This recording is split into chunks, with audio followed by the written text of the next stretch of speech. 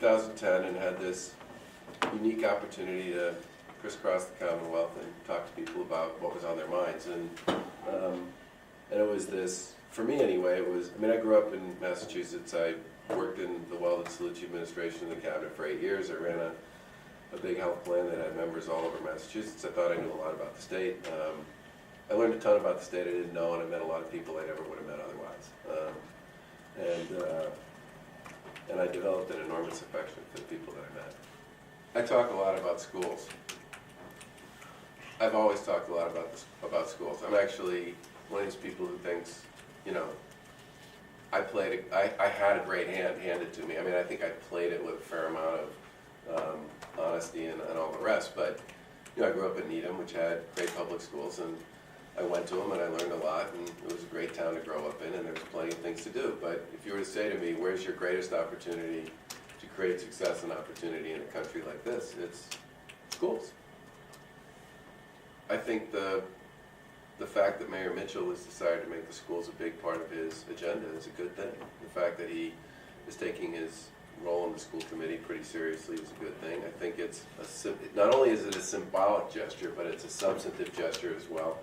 And I think in any urban community, if you're not talking about improving the quality of education in those communities, you're going to have a hard time getting where you need to go. And I've seen too many examples of schools that can and do succeed to buy into this notion that somehow it's a 10 or 12 year or 15-year process. I don't want to pick a fight with the mayor as I sit here today in front of all of you, when I've just said that one of my goals, if I get elected, is to work collaboratively with local officials to try to do what makes the most sense for their communities. But if you were to say to me, do I think we should do more with VoTech, my answer, generally, statewide, my answer to that is yes. What are the things that seem to work, generally speaking, to educate kids who everybody agrees, if they don't get a good education, their chances and their opportunities for success are significantly limited as a result of that. And for the most part, it's longer school days, higher expectations, more classroom autonomy, higher expectations for teachers, and individualized instruction and tutoring. My big issue with the train all along was not just the money, but the permitting.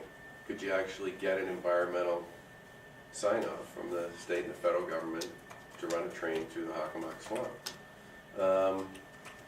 The answer to that seems to be a qualified yes, which is a really important part of that process. And I'm open to moving that one forward.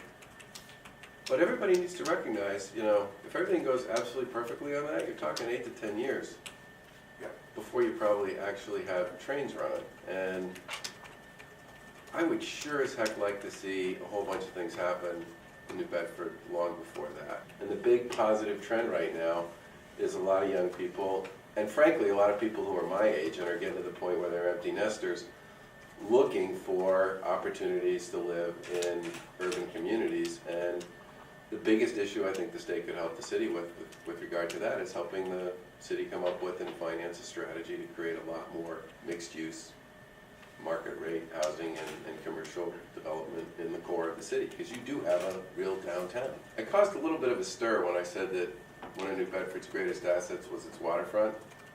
I don't know why that caused such a stir, because I think it is one of New Bedford's greatest assets. But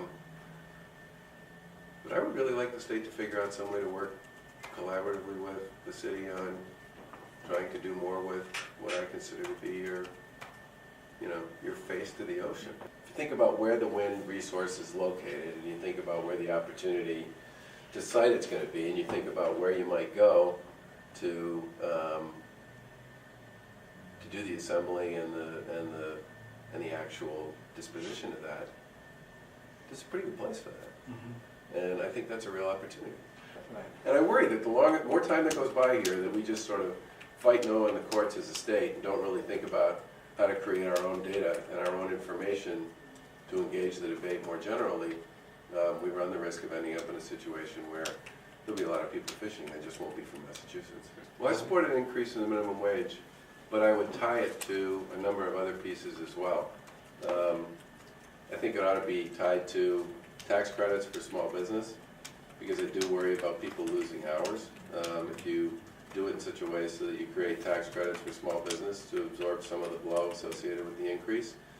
People hopefully won't lose the hours that they have.